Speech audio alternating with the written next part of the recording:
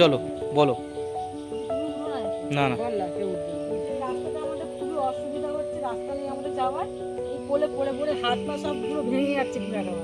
দেখুন এদের পোলের কেউ অবস্থা সাহায্য দেখুন। দিচ্ছে না, কেউ সাহায্য দিচ্ছে না আমাদের। এই যে পোলের এই অবস্থা, এই যে খালের উপর দিয়ে রাস্তা করা এই পোল, রাস্তাও নেই আমাদের কোথাও যাওয়ার। এদের রাস্তা নেই। এই এত বড় পোল, এই যে এই খালের উপর দিয়ে পোল করা। পোলে উঠতে তো ভয় লাগে।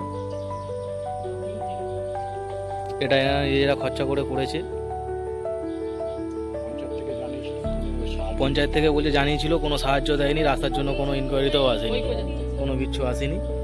আমার নাম সুপ্রীতি মণ্ডল। এই ঘরের জন্য মানে আমি আগে অনেকবার করেছিলাম, কিন্তু ঘর আমি পাইনি। আমি কষ্ট করে এইটুকুনি করেছি।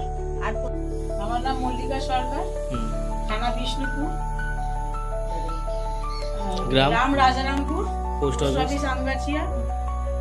নমস্কার, আমি অনুপ কুমার, আপনারা দেখছেন ডায়মন্ড নদীতে। এক সপ্তাহ আগে আমি রাজারামপুর গ্রামে ভিজিট করেছিলাম এবং সেই সমস্ত গ্রামের মানুষদের সাথে কথা বলে তাদের যে সমস্যা, সেই সমস্যাটা আমি তুলে ধরেছিলাম। আমার টোটাল 3টে ভিডিও ছিল, রাজারামপুরের পার্ট 1, পার্ট 2 এবং পার্ট 3। এবং সেই ভিডিওগুলো মানুষরা প্রচুর পরিমাণে দেখেছেন এবং তাতে কমেন্টও করেছেন। নমস্কার স্যার, আমি অমর মণ্ডল। আপনার কাছে দিলীপ মহাশয়, আপনার কাছে নিবেদন করছি যে আমি একটি প্রতিবন্ধী মানুষ, আপনার কাছে ঘরের জন্য আবেদন করছি। নমস্কার, মাননীয় বিধায়ক দিলীপ ঘোষের কাছে আমার একটি বিশেষ অনুরোধের জন্য আজকে আমি এই ছবিটা পাঠালাম। আমার নাম হচ্ছে সিলভিয়া মণ্ডল, গ্রাম হচ্ছে রাজারামপুর, থানা হচ্ছে বিষ্ণুপুর। নাম বিকাশ ভূঁইয়া, বাবার নাম সনাতন ভূঁইয়া, মায়ের নাম চন্দনা ভূঁইয়া। বাম মাথা মরে গেছে। একটা মন্ত্রী মশাই যদি আমাকে একটা ঘর পাইয়ে দেন, আমার খুব উপকার হয়। একলা থাকি, মাঠের মধ্যে এখানে জল উলে আসতে হয়।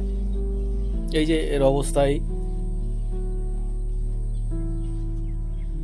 বল ঠিকানা বল। রায়রামপুর, রাজারামপুর বাড়ি আমার। আমি এখানে থাকি। থানা বিষ্ণুপুর, আর পোস্ট অফিস আমগেছিয়া।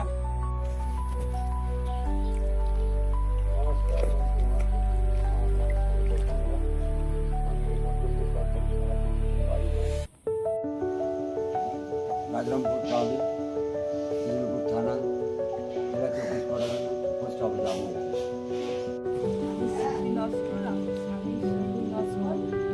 আপনার ঘরে আমাদের অনেক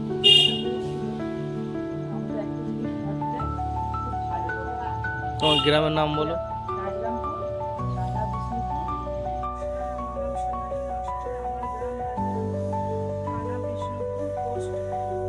নাম বল।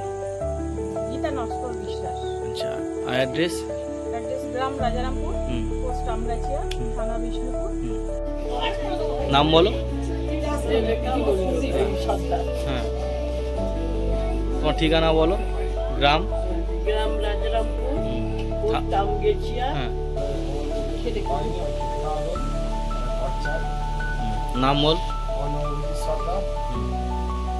গ্রাম পোস্ট নাম বলো। স্নিগ্ধা সরকার, আচ্ছা, তোমার থানা আর পোস্ট অফিস? আমগাছিয়া। আমার বাড়ি গ্রাম রাজরামপুর, থানা বিষ্ণুপুর, জেলা দক্ষিণ 24 পরগনা। আমার নাম চন্দনা চক্রবর্তী, স্বামীর নাম। তোমার নাম বলো। দীপক সরকার, আচ্ছা, আর আমাদের থানা? থানা বিষ্ণুপুর। আমার নাম হেমা মণ্ডল, আমার এই মাটির ঘর। হ্যাঁ, আমার স্বামীর নাম অশোক মাখা। গ্রামের ভিতরে মানুষদের যে কি অবস্থা, সেটা আমি আমার যতটুকু ক্ষমতা ছিল আমি তুলে ধরেছিলাম। এই এলাকাটা দিলীপ মণ্ডলের এলাকায়, যে দিলীপ মণ্ডল পুরো বিষ্ণুপুর চত্বরে পুরো সন্ত্রাস করেছিলেন এবং কোটি কোটি টাকা উনি আত্মসাৎ করেছিলেন। এইরকম কোনো গ্রাম নেই যেখানে দিলীপ মণ্ডলের সন্ত্রাস পৌঁছয়নি। আজকে সেই দিলীপ মণ্ডল জেলে বসে আছে। আপনারা দেখেছেন সোশ্যাল মিডিয়ার মাধ্যমে কিংবা নিউজের মাধ্যমে তার বাড়ি। হয়তো দিলীপ মণ্ডলের যদি পুরো সম্পত্তির খোঁজ করা যায় হয়তো এখন 500 থেকে 1000 কোটি টাকা হয়ে যাবে। কিন্তু প্রশ্নটা হচ্ছে এত টাকা নিয়েও মানুষটা করবেন কি? জেলে বসে যদি খাবারটা খেতে হলো তাহলে 1000 কোটি টাকার কোনো ভ্যালু থাকলো না। কিন্তু আজকে এই গ্রামবাসীগুলো যে সমস্ত মানুষরা আমফানের সময় টাকা পাননি, প্রধানমন্ত্রীর আবাস যোজনায় টাকা পাননি, পানীয় জলের ব্যবস্থা নেই, সড়কের ব্যবস্থা নেই, সেই সমস্ত মানুষগুলোর পাশে যদি দাঁড়াতেন, অ্যাটলিস্ট আপনার মৃত্যুর পরে ওখানে একটা মূর্তি এনারা জরুর স্থাপিত করত আর আপনাকে ভগবান হিসাবে মানত এই গ্রামেতে। কিন্তু আজ আমার নাম বিজয় মণ্ডল, গ্রাম রাজারামপুর, পোস্ট আমদিকে, থানা বিশুর, জেলা দক্ষিণ 24 পরগনা, গুলেরদাড়ি অঞ্চল। আমার একবার 2009-তে ঘর বেরিয়েছিল সরকারি অনুদান, 1,25,000 টাকা ঘর বেরিয়েছিল। তারপর থেকে আর কোনো অনুদান আসেনি। তো আমি তারপরে কষ্ট করে বাদ বাকি আমি টাকা পয়সা দিয়ে আমার যেটুকুনি যা করার করেছি, অ্যালবেস্টারটুকুনি চাপাতে পেরেছি। তোর নাম বলো। হুম,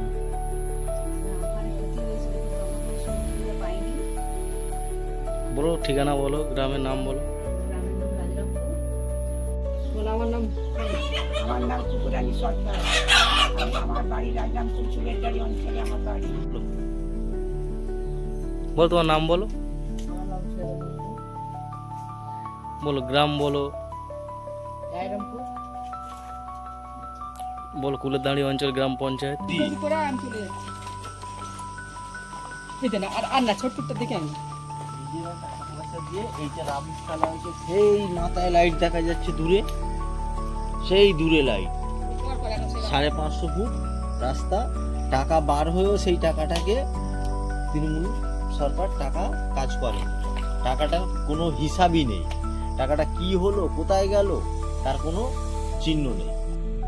আমি দেখেছি এখানে গ্রামের ভিতরে না একটা পানীয় জলের ব্যবস্থা, না রাস্তাঘাট, না ড্রেনেজ। মানে আমরা কোন দেশে পড়ে আছি? কলকাতা থেকে মাত্র 13 কিলোমিটার থেকে 15 কিলোমিটার দূরে যদি এই গ্রামটা হয় আর তার যদি এই অবস্থা হয়, এটাই কি আমরা উন্নতি বলবো? শ্যামচন্দ মণ্ডল, গ্রাম রাজারামপুর, জেলা 24 পরগনা, দক্ষিণ 24 পরগনা, আর থানা বিষ্ণুপুর। আর পোস্ট অফিস আম গেছি। আমার ঘরের জন্য কিছু সাহায্য করে আমার ভালো হয়। আমি শ্রমজীবী, খাদ্য কিছু পাইনি। আমার নাম প্রশান্ত মণ্ডল, আমার নাম সুলতা মণ্ডল, আমার বাড়ি রাজারামপুর, গ্রামের নাম রাজারামপুর। আমরা কোনোদিন সরকারি সাহায্য পাইনি। আমার পিসিটামার নাম অঞ্জলি মণ্ডল, আমি ওনার নাতি হই। আর পিসিটামা কাজে গেছে। আমার পিসিটামা খুবই পেটে থাকে, ঘর একটা যদি হয় তাহলে সেটা ঘর করা হোক। আমার নাম অজয় নস্কর, ওই রায়গঞ্জের বাসিন্দা, ফুলেরগাড়ি আমাদের অঞ্চল, বিষ্ণুপুর থানা। আমি আছি আকষ্ট হয়েছি। বলো তোমার ঘরের সমস্যা। আমার এই ঘরের সমস্যা দেখছেন তো, এইভাবে এদিকে ঘেরাঘেরি করতে হচ্ছে, ত্রিপুর ঘিরে আছি। একটু যদি দেখেন তো খুবই ভালো হয়। এটাই কি আমরা সমাজকে আধুনিক সমাজ বলবো? আমি আমার সমস্ত ভিডিওগুলো মাননীয় মুখ্যমন্ত্রীর কাছে এবং দিলীপ ঘোষ মহাশয়ের কাছে ইমেল করেছিলাম,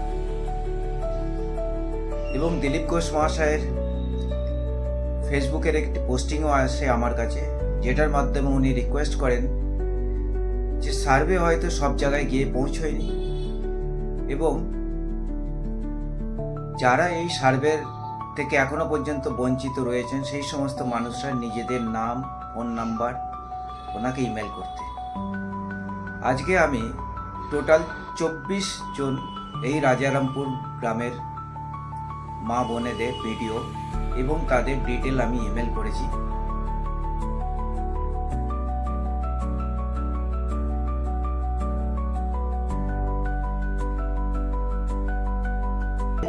যে কোনো কাস্টের হতে পারে, যে কোনো জায়গা সে ভোট দিতে পারে। ভোট দেওয়া তার মৌলিক অধিকার। আমাদের কোনো অধিকার নেই যে তাকে আমরা ভোট দিতে মানা করতে পারি, কিন্তু তাই বলে